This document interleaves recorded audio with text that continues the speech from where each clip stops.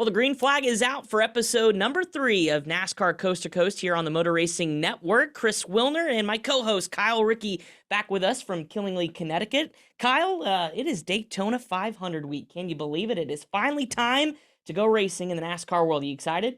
I am very excited. I can't wait to get down there. I see the temperature for race weekend is going to be in about the mid 70s, which is a far cry from where it has been here in Connecticut. Well, not really. We had one day last week where we hit the 60s and then it snowed 4 inches the next day. It's been weird, but I'm looking forward to getting down to the beach. It's going to be a great week of racing. Yeah, absolutely. We had some nice weather here too in the Charlotte, North Carolina area, but it was a little chilly down in New Smyrna as we roll right on through the World Series of Asphalt continuing on this week. And the big headliner on Saturday was the NASCAR Whelen Modified Tour season opener, the first time the series has run at New Smyrna. And Kyle, we had him on the show last week. Big money living up to his name. Yeah, the New Smyrna Visitors Bureau 200 for the NASCAR Whelen Modified Tour for the first time ever. Hard to believe. Modified's been part of racing at New Smyrna since the 70s, but never the tour until last week. And it was in front of a sold out crowd. They stopped selling tickets, I think, before qualifying, which was unbelievable.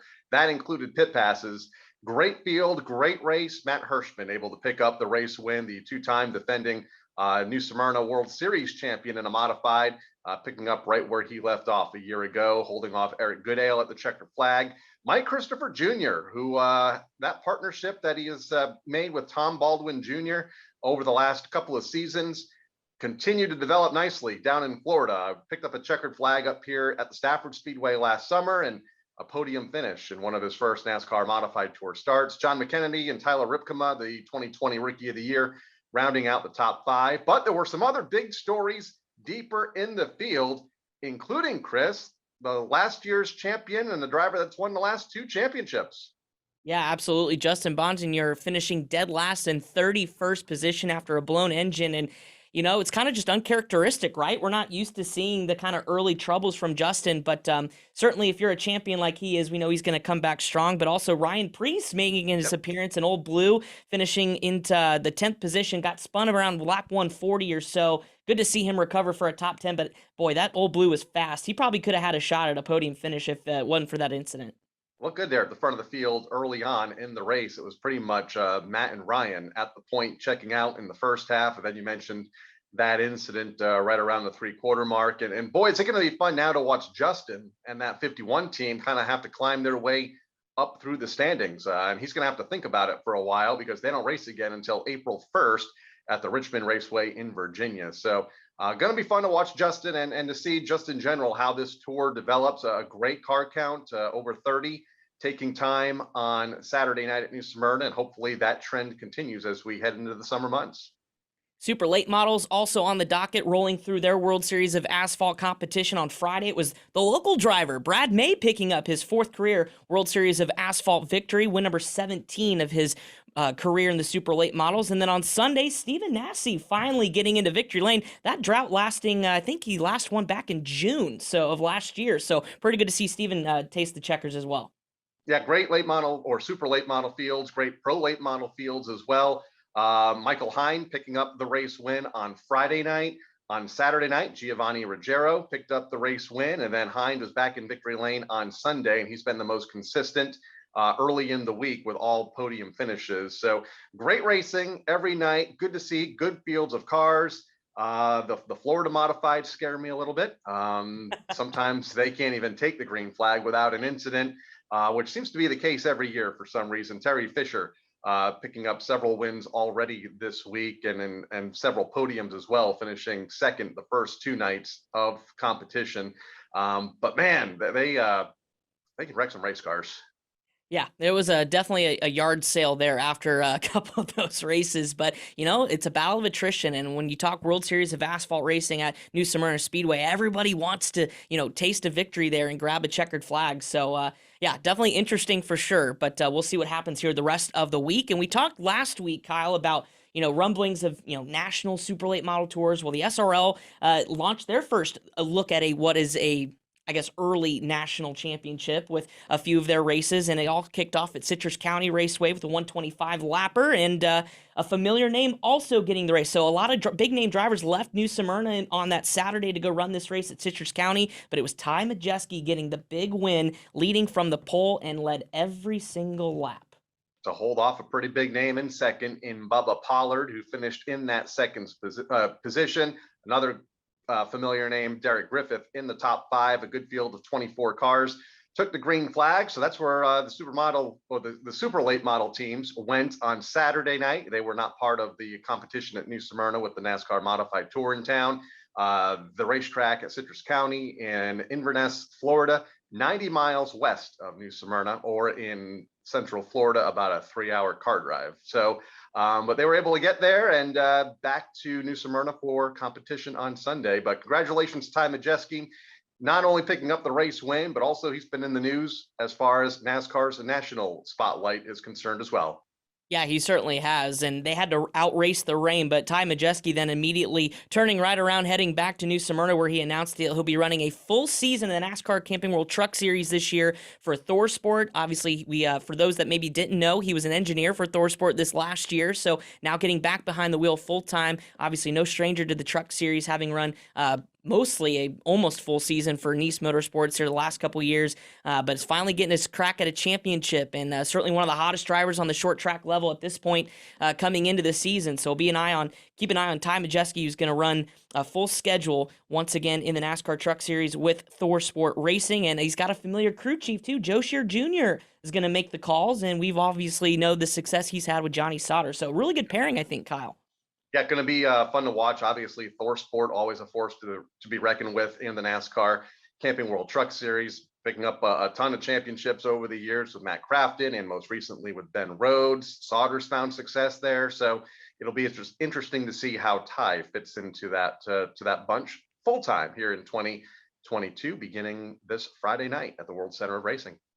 And some other news happening this week. Anheuser-Busch, the beer company, and its product Busch Lighter have announced an Accelerate Her partnership to where they're going to, over the next 3 years, allocate $10 million to females in the sport looking to make a name for themselves, rising through the ranks in NASCAR's top 3 series as well as the short track ranks. And it includes currently ARCA drivers Amber Balkin, Truck Series competitor Jennifer Jo Cobb, Natalie Decker, as well as short trackers Brittany Zamora, Stephanie Moyer, Tony Breidinger, and plenty of others. So an interesting and really unique partnership that's going to happen for raising more funds and for more opportunities for females in the sport to make a name for themselves at the big top 3 series in NASCAR. And Kyle, it's something that's been talked about years after years, but to have a big company like Anheuser-Busch put its stock behind some of these young racers, that's got to be really good for the future of the sport.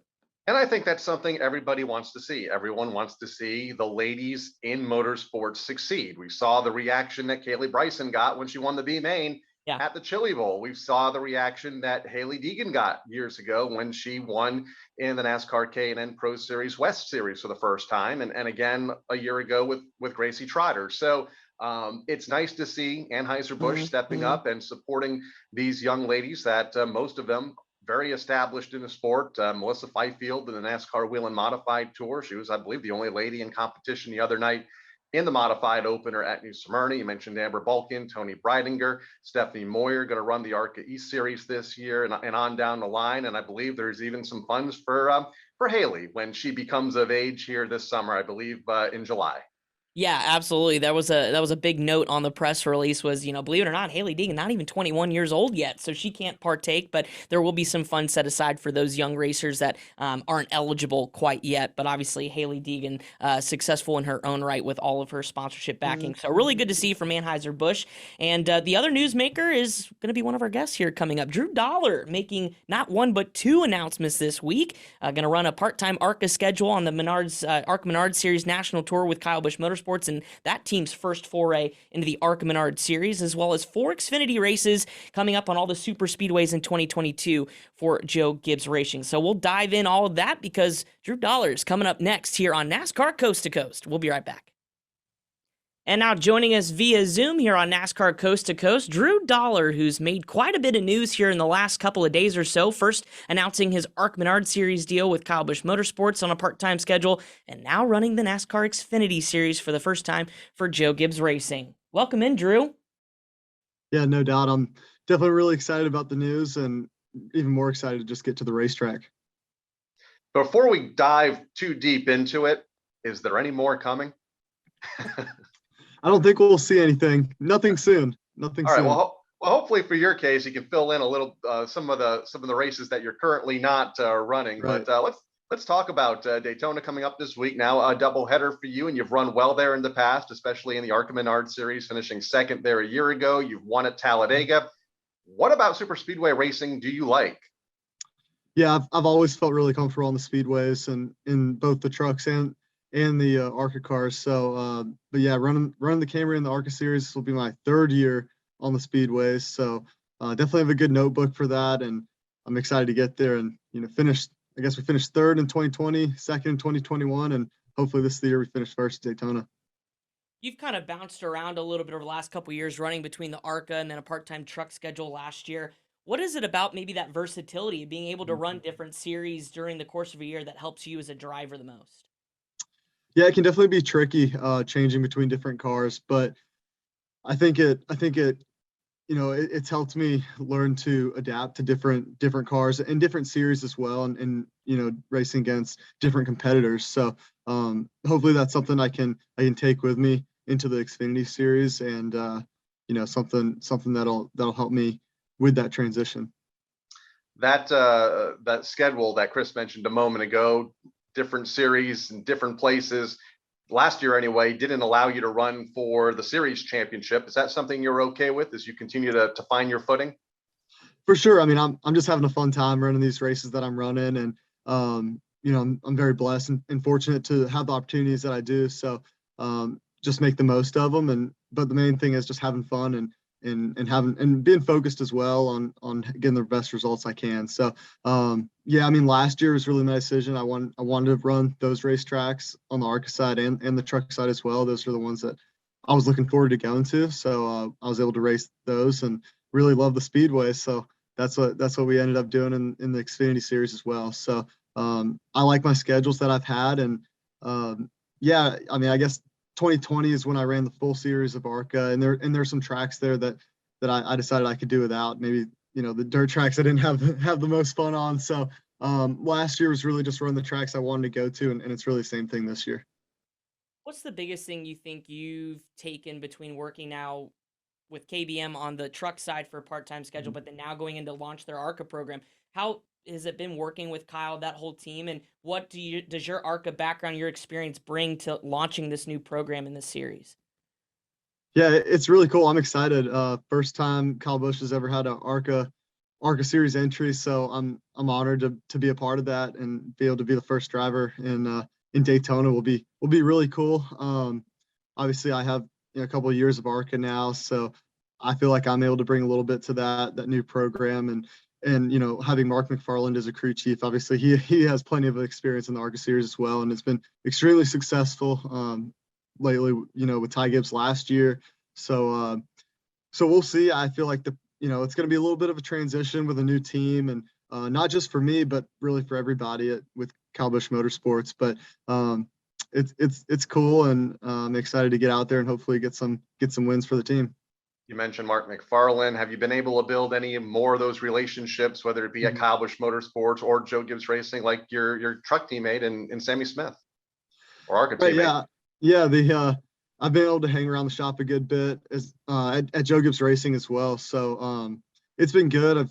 The Kyle Busch side was everything's pretty similar to last year.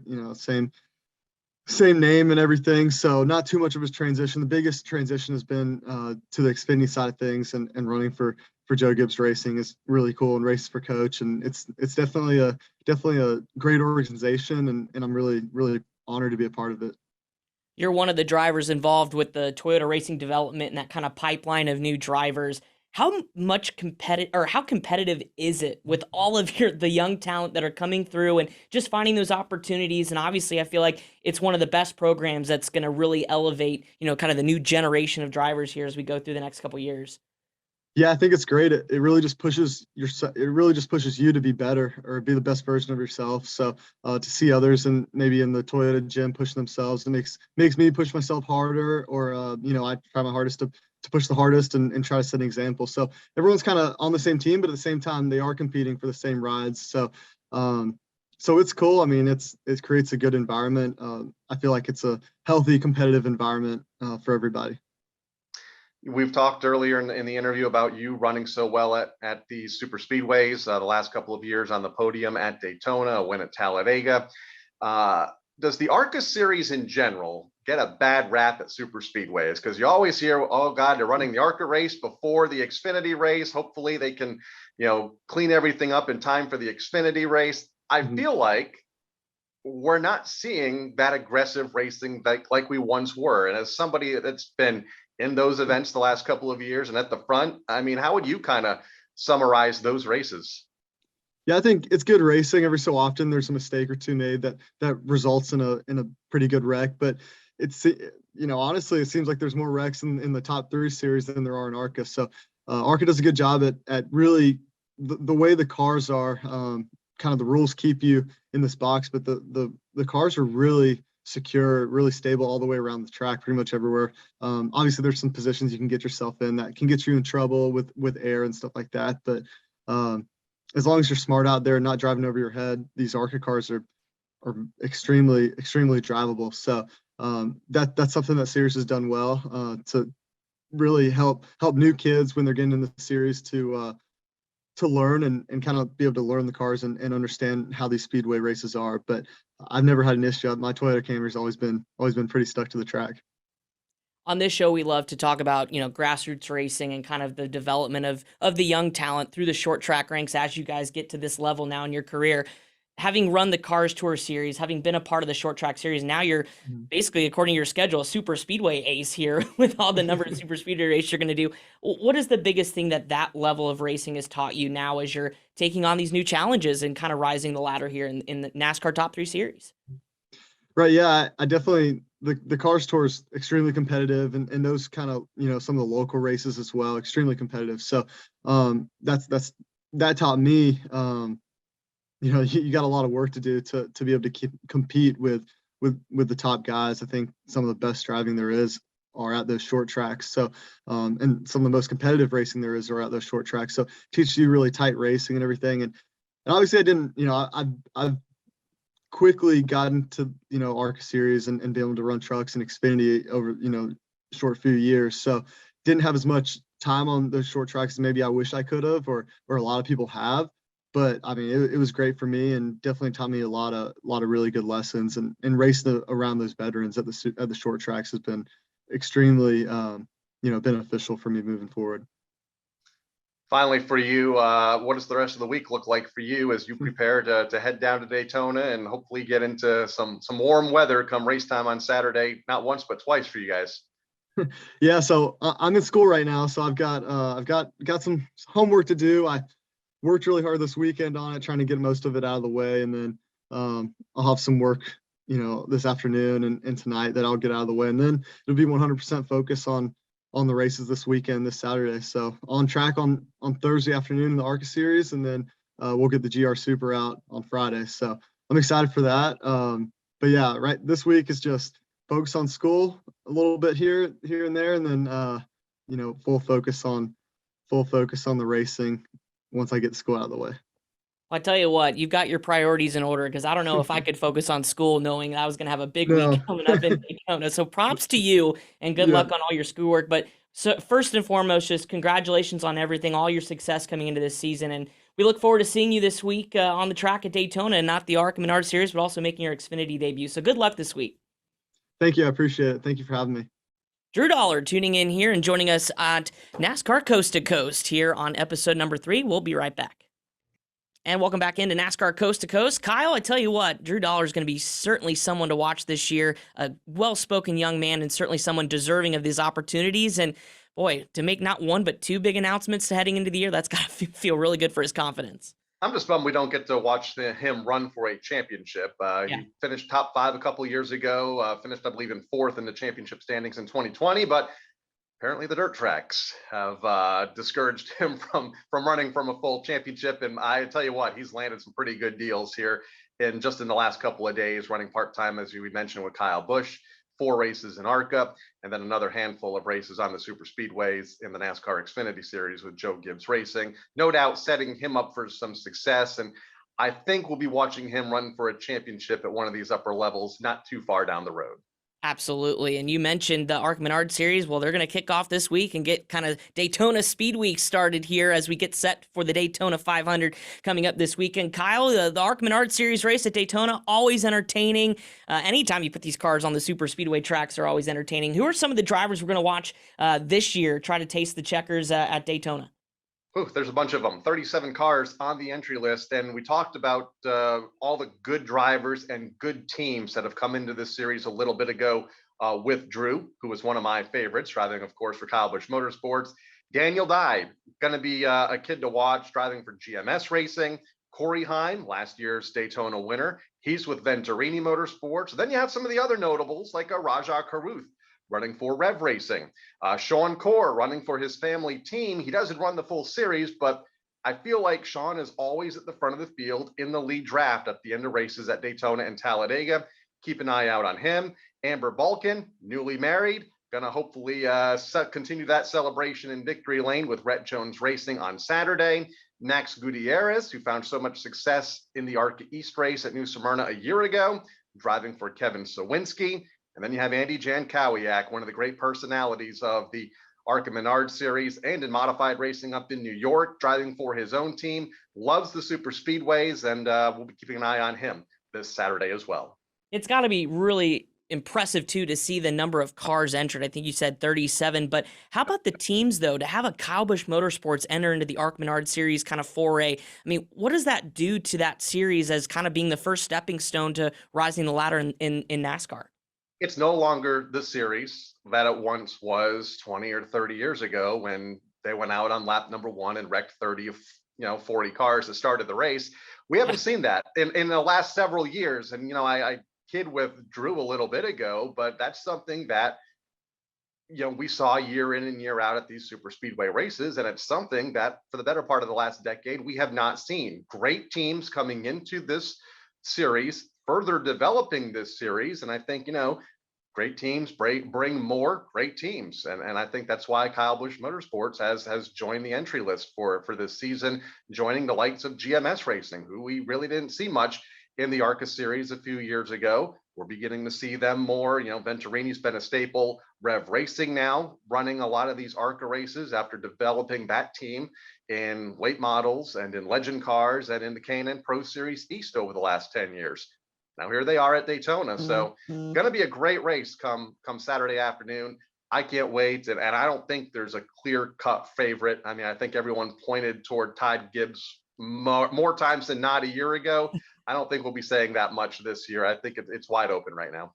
Absolutely. Looking forward to it. Saturday afternoon, the ARCA Menard series kicks off their season at Daytona, but the short track scene concludes their speed weeks as well this weekend. Don't forget, Flow Racing has all the coverage of the World Series of Asphalt New Smyrna Speedway, Super Late Models, Pro Late Models, wrapping up their week-long quest here this weekend. So tune into that on Flow before tuning into the ARC Menard series coming up, as well as the Truck Series Friday, and obviously the Daytona 500 on Sunday. Kyle, best of luck and safe travels down to Daytona. Looking forward to hearing your coverage on the Motor Racing Network.